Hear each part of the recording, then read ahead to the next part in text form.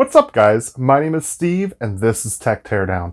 We're a brand new tech channel where we do tech reviews, PC building, and other types of tech and gaming content. If that's what you look for on YouTube, make sure you subscribe and hit that bell so you don't miss one of our uploads. Now today, in this video, I'm going to be going over what I just watched just a few minutes ago, Lisa Su's live stream from Computex announcing a whole bunch of new products coming from AMD, including their new processors like Zen 2 and Navi. So those are the two things I'm going to just touch on here. We're going to start off with the processors. They showed off 3 processors at Computex. So what they did, they showed us the Ryzen 7 3700X and the 3800X. And then also Ryzen 9 3900X. Now the Ryzen 7 3700X and 3800X are both 8 cores and 16 thread processors. Now, the 3700X had a 65 watt TDP, which is absolutely incredible.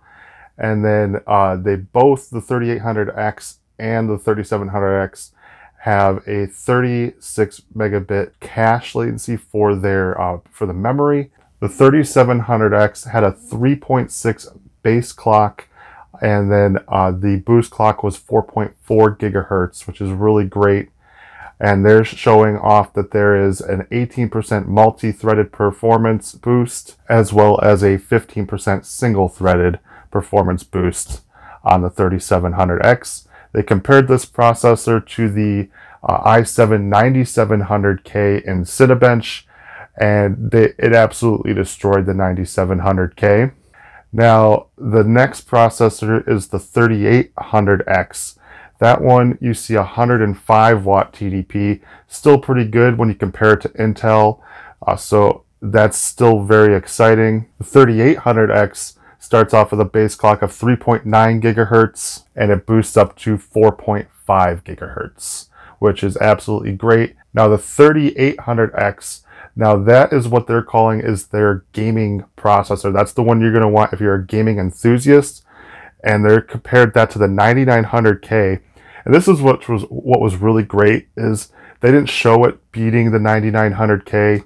They showed live benchmarks of PUBG and showing that it was the exact same performance of a 9900K, which is awesome because it's just $100 cheaper than the 9900K, which is awesome. Now, also because you have the multi-threading in the 3800X, I believe that this is, while it's going to be matching the 9900K in gaming performance, because it's multi-threaded, it is also probably going to beat the 9900K in content creation. That is my speculation. That's not what they claimed in their keynote at all. Now, moving on to the Ryzen 9 3900X.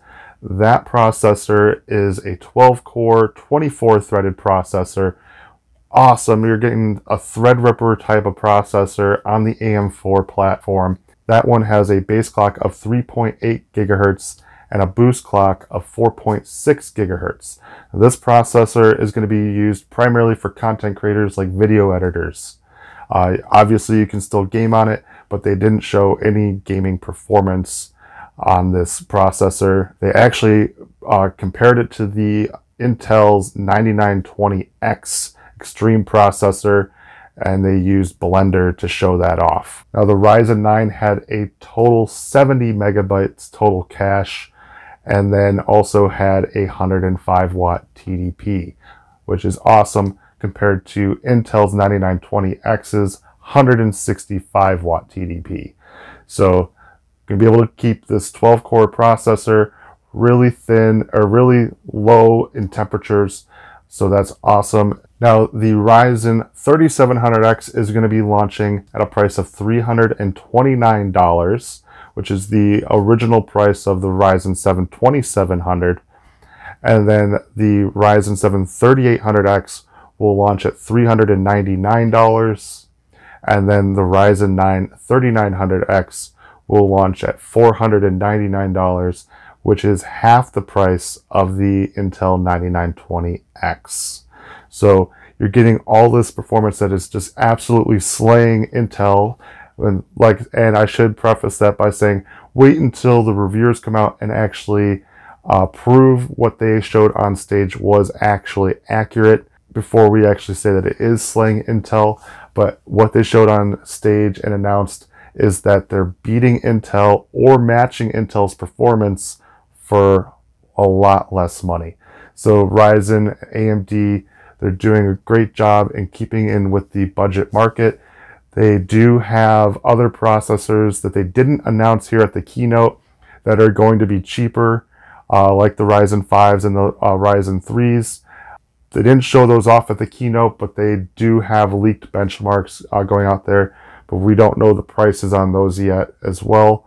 And they also didn't announce a 16-core processor either, which a lot of people expected based off of the leaks. And finally, about the Ryzen processors, they are expected to release on July 7th, which is great. I can't wait. I plan on switching. I'm probably going to switch to the 3800X from my Intel 8700K. I use this computer for gaming and editing, and I think switching to Ryzen is going to be a great switch for me. So this is going to be super exciting to go ahead and do that. Moving on to Navi, they compared it to the RTX 2070, and they did that using Strange Brigade, which I didn't really like them doing that because AMD already beats a lot of NVIDIA products in Strange Brigade, because Strange Brigade is an AMD product. So I would like to see them do something like Battlefield or Fortnite, something like that, where AMD is usually being beaten out by a NVIDIA product, but maybe that is because it's not able to keep up with the RTX 2070 in those titles. But that's the graphics card they're comparing to, is an RTX 2070. So we should expect performance to the RTX 2070 on the new Navi platform. Navi was not given a specific date, but it was said to come out in July. So hopefully July 7th, but maybe closer to the end of July, we should see Navi. And now finally, moving on, they did touch on the X570 motherboards. They said that they were going to expect over 100 different types of X570 motherboards coming out at launch, along with the new Ryzen processors. They had Asus ROG come on and talk a little bit about the products that they are going to do, and Acer talked about the laptops they are going to have. So we're going to have Asus, which was super cringeworthy, trying to say that they're the only ones that could make Ryzen work properly, which obviously doesn't make AMD look good, because they're saying that they're such hard processors to work with that only Asus has the right engineers to make it work. So it was really cringeworthy, but luckily Lisa Su corrected him.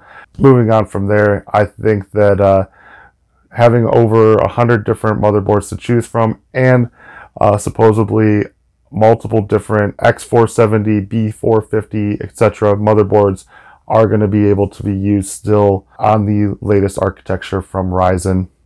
So this is super exciting news that they're just a kind of like a screw you to Intel. We're going to allow our consumers to use their older motherboards and not have to buy a new one if they don't want to. With the X570 motherboards, they did show one more benchmark, which was not a great benchmark. I think it is going to be confusing to a lot of people that don't really look into it too in depth. Is they showed the PCI Express 4.0 and its performance in a 3D Mark benchmark, and they showed a Navi Graphics card compared to the 2080 Ti, and showing how much faster it is on PCI Express 4.0, which I think is a misleading benchmark, mostly because the 2080 Ti doesn't even use all of the bandwidth that PCI Express 3.0 uses. So if they're comparing earlier the Navi graphics card to an RTX 2070, I don't think it was fair to compare it to a 2080 Ti in just PCI Express bandwidth. So I thought that was a little bit misleading. I didn't like that. Showing that the RTX 2070 is the best comparable graphics card to Navi. I'm a little less excited about it. They didn't announce any prices. Hopefully it's much cheaper than the RTX 2070, like the leaks have said, but AMD did not discuss pricing on Navi yet, so we're still waiting on that. Hopefully it's cheaper than the RTX 2070. I am a little bit bummed that we're not getting anything comparable to the 2080 Ti, but I wouldn't have expected it, seeing that the best they could do is compare the Radeon 7 to an RTX 2080, which that barely beats it, if at all. So I should have expected that Navi wasn't going to be doing anything better than an RTX 2070 because they have that Radeon 7. Still a little bit disappointing on the Navi end. We'll see what the prices are going to look like from there.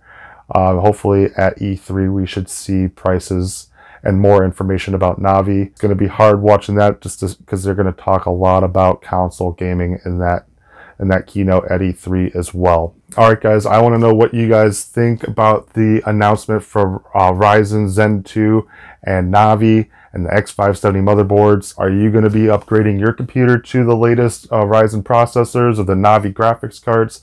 So let me know down in the comments what you thought of Lisa Su's keynote. I think that this is an amazing thing to see that we're getting that 15% IPC performance.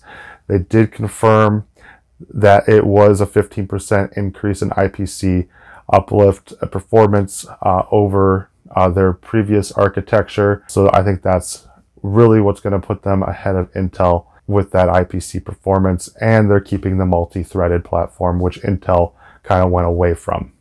So Intel, all they did is do a refresh on their 9900K, and that was just disappointing because everyone who has a 9900K is able to get it to 5 gigahertz. Now they're just selling it pre-overclocked to 5 gigahertz, which is whatever. So anyway, that is going to wrap up this video. If you liked it, give it a like. If you want to see more from us, hit that subscribe button and the bell, and we'll see you guys in the next video.